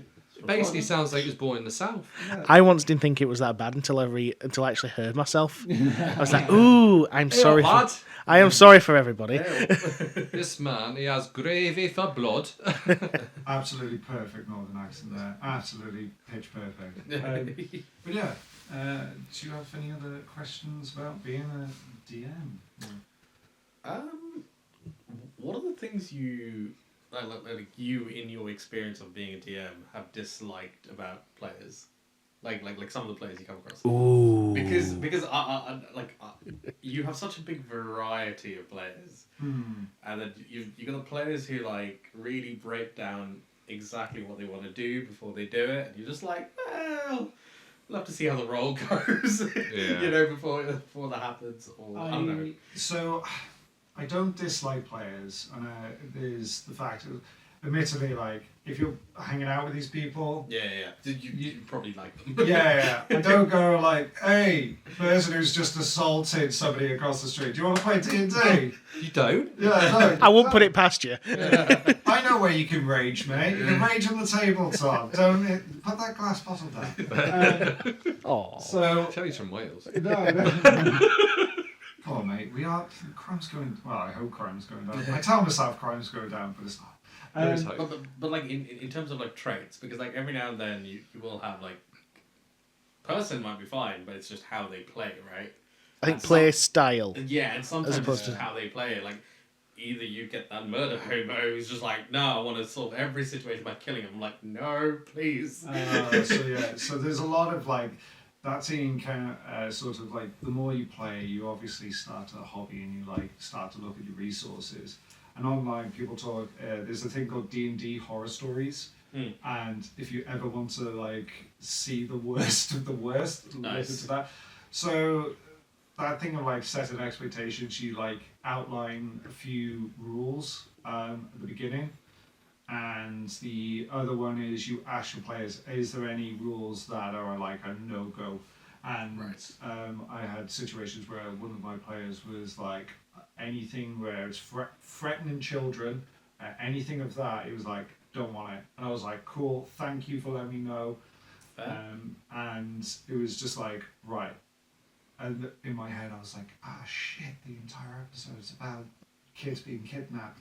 Okay, loads of, like, a school full of damsels in distress. I've now been, but it was like, you have to set that like expectations rules, but you can also have players like go out and try and they're like, people are there to have fun and they're trying to work and solve the problem, but you have some people who will say if they're murder hobering, that's easy. You put in consequences. Yeah. So I had one of my mate Dave. He was playing a murderous middle goblin. He was like, "Oh, I'm gonna go along and hatchet everyone." I was like, "Well, the guards are gonna come with you." He's like, "Well, I'm not murdering everybody. It's the axe." I was like, "Crack on." And he was like, "I'm gonna cut down this door." And I was like, "Right, the guard's gonna tell the guards there with his two guards, heavy armed with spears. They're telling you to put the axe down." And he's like, "Well, I can't. I'm gonna keep on cutting it down." And I was like, "Okay, crack on." He goes like that, cuts it. He goes, "I run in and I try and stab the guard." I was like, "Okay, the two guards try to stab you." Sorry, I didn't even find the mic. He was like, he was a level 2 character. Oh no. He was having fun. And so I was like, right, the guard stabs you, and then you roll all your dice, and you're like, right, that does 56 points of damage. And he was like, "I've only got 8 health." And I was like, "Well, guess what, mate? You're double dead. Yeah. You're more than double dead. And I was like, "You're dead." He was like, "What do you mean I'm dead?" I was like, "You were murdering people. Yeah. Trying to murder people." And he was like, "Wait, I can die in this game." It was like, "Yeah, it's called consequences." And it was great for him because he was like, that's awesome. But like murder hobos, you just have to like escalate the threat. And if they do want to play murder hobo game, you just go like, cool. If that's what people want to do, they want a murder hobo, you have to lean into it. Sometimes you have to like sort of lean towards what your players want. Yeah. Because it's that thing of like understanding what your players want versus what you want, and then sometimes it's like, okay, you might not enjoy the game. If you're not enjoying it, don't do it. But we've sort of like going back to the original question. Murder hobos, I'm fine with that. That's easy to deal with. You just have consequences. The thing which I found is difficult is getting people who are trying to play other people's characters. So say like Luke's stuck in a room and he's trying to solve a problem or a puzzle. That's just me when I lock the door by accident. Yeah, I know. We had to, say that Halloween. We had to, that was aiming. That wasn't me. I'm holding that one. Wow, that was you throwing your partner under the bus then. Yeah, she admitted it. That's why. Yeah. It's a rarity. But example being like you're locked in a room and it's your problem to solve, and it's clearly intended. But say like you come in and you're like, "Oh no, I've got this magical thing, doodah, which can solve this problem for you," and it's like, "Oh Luke, do this," and you're telling another person how to play that character. And that's really easy to solve because you just be really frank with the person and honest with them, and I'll be like, "Hey Gresh, your character's not there. It's not your time to shine. Don't tell. It's Luke's character. Let Luke play." Yeah. That's and most people are like, "Cool, awesome, understand." I've never had a situation where I've had to like remove a player or Challenge accepted. no, I know. But you end up having situations where like either people come out again afterwards. They're like, "I'm just not enjoying your playstyle or the way that you're gaming," and they're like, "I'm gonna bounce." And I was like, "Cool, no issues, no worries." And everybody, most of the time, like as a DM, you're basically everybody's hype man, and you want to try and encourage their behaviour. And like, you could end up having people very introverted, and like even in like even though it's quite a social game, people just try and recluse, and you have to try and bring them out and try and encourage them as well. So that's a thing of like going like, "Hey, come on, what are you going to be doing?" They're like, "Oh, I'm going to do nothing." And you're like, "Well," and you try and force a situation onto the person, right, to allow them to try and deal with it and to try and encourage them out. And you might end up having to go like, they're like, "Oh, I've got nothing." You're like, "Oh, have you got anything in your bag?" Are you sure? And they're like, I'm being attacked by goblins. What? They're like, "Oh, I can't do anything." You're like, "Have you checked your inventory?" You're like, "Oh, I've got a gun." Do you want to use the gun? Do you want to shoot the goblins? Yeah, I want to shoot the goblins. Okay, cool. So there's that, and the only other one I can think of is super edgelords. So people are being like, I am a super assassin. My family have just like all died tragically because of this evil person. I'm going to skulk in the shadows. I'm not going to play with the team. And So Batman. yeah. Basically, everybody crossing like Batman with every single sort of tropesy assassin. Yeah. And you just have to end up going like, dude, this is a team game. yeah. Join the players. To be fair, I would struggle with that. I think in my first game we had one guy who, just had a really chaotic playstyle, but in doing so was just putting distance between him and the team, and it was just like, this is a team game. Why are you playing against us as a crew? Yeah. I'm really baffled, considering we were brought together. No, like the whole backstory of all of us was that we were a crew that had worked together for so many years. I've never done that.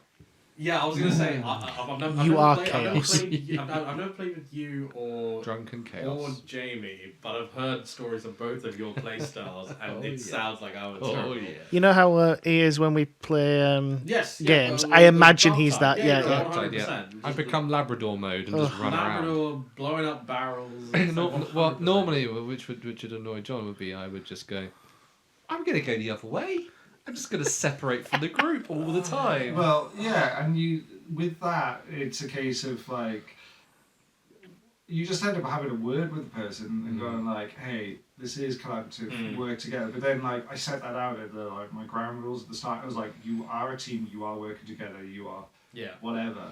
I was like, and you can allow for like conflict, but inter-party conflict, and you have to try and like manage it. And some people like don't pick up on social cues, but you have to try and rein that in, and you'd be like, hey, you're going a bit too far.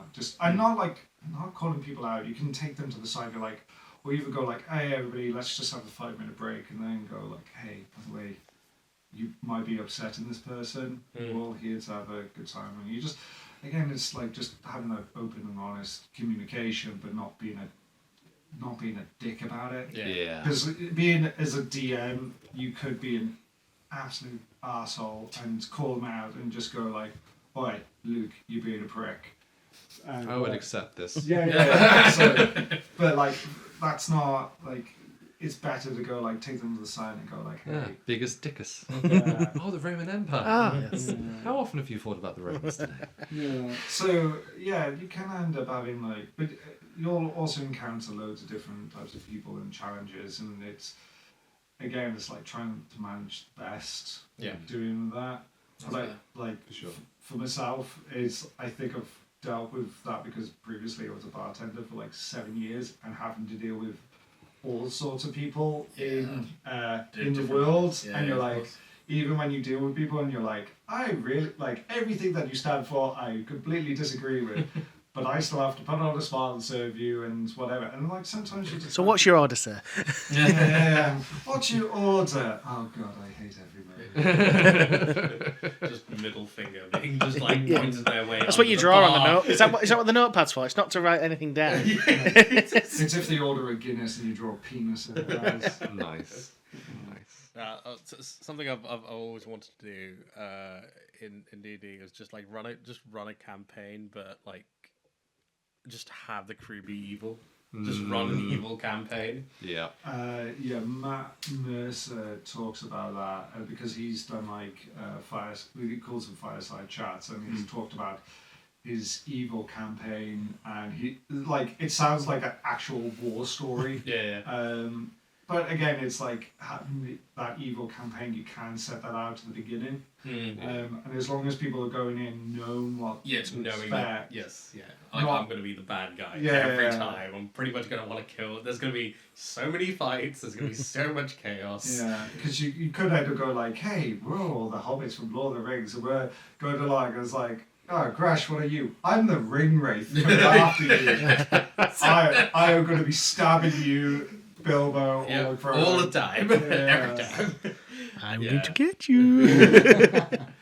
No, The other one that I've also wanted to do, based on what's it called, Crap Guide to D&D. He does a fantastic video on clerics and just about how sometimes broken they can be, because clerics are those characters that you kind of pick your archetype early on, and they can be a bit bonkers, and they have some bonkers spells. And I've always wanted to do a campaign where it's just all of us be clerics, each of us pick a different archetype, call ourselves the Amen, and then just go. Because I don't know. It's just one of the more broken characters. A terrible party name, but I love every moment. Yeah. Do you want to run it? Oh yeah, I'll be There we go. Signed up.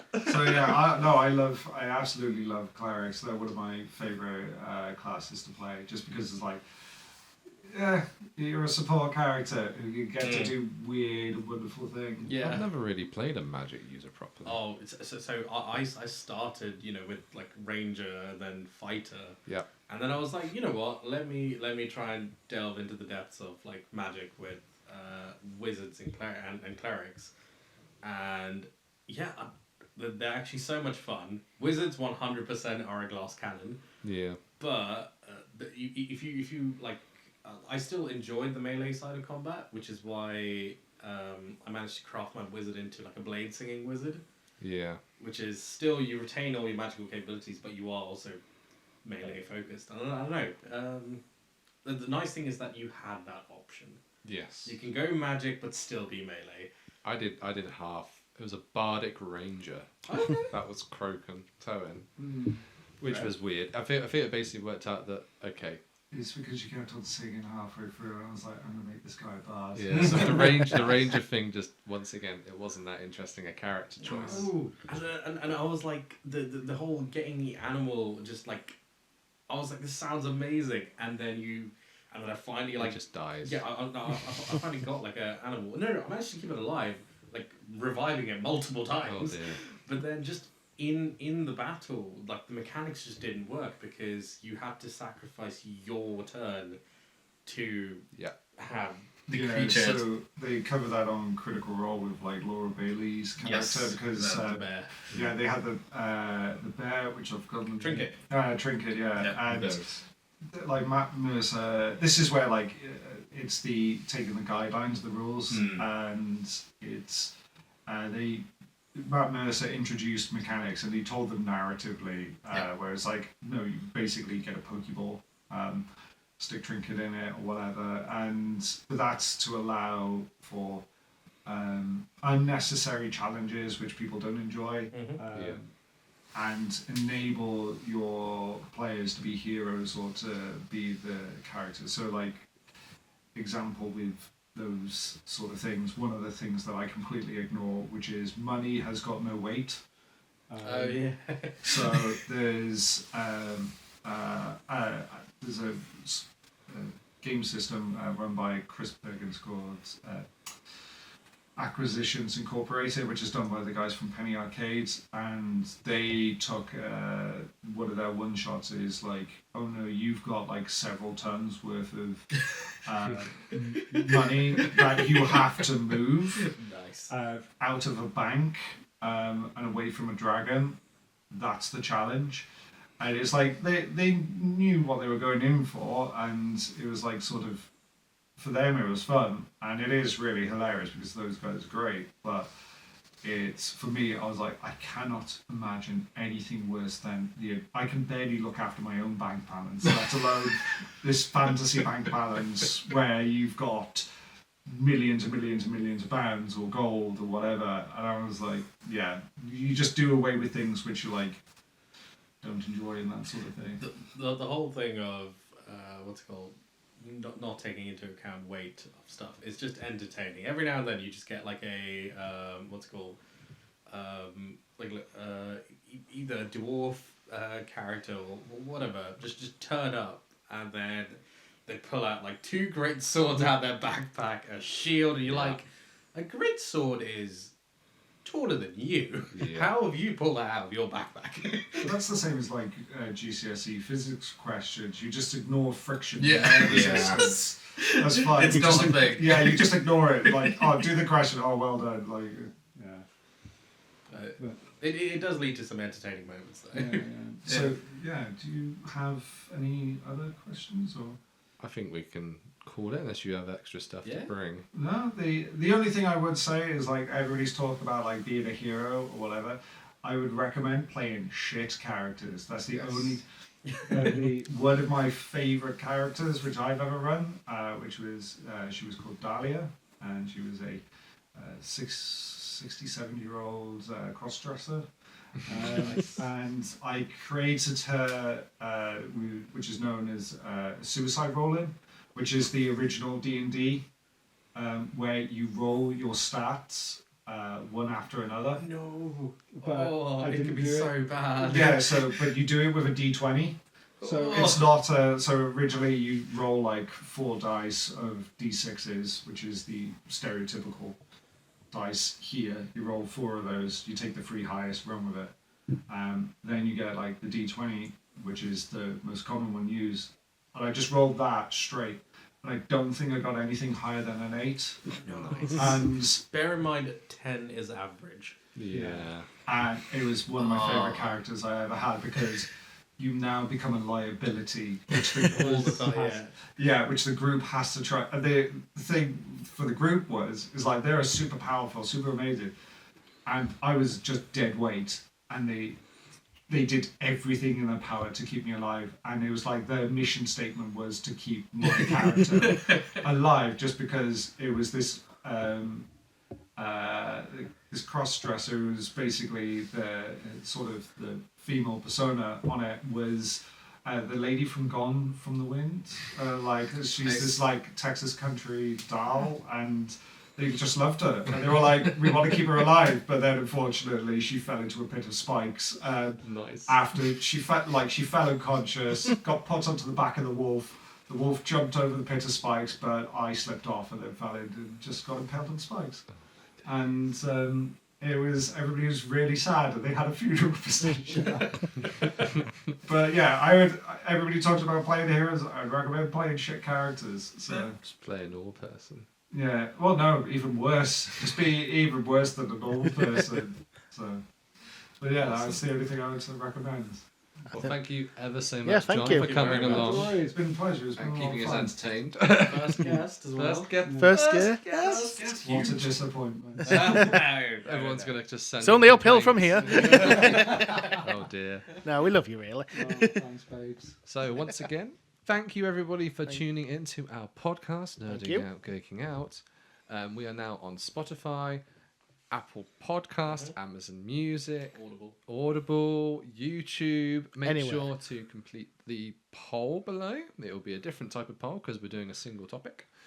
And please make sure you comment below, subscribe, hit the like button, all that good stuff. And until next time, we'll see you See you later. later. Yeah. Bye.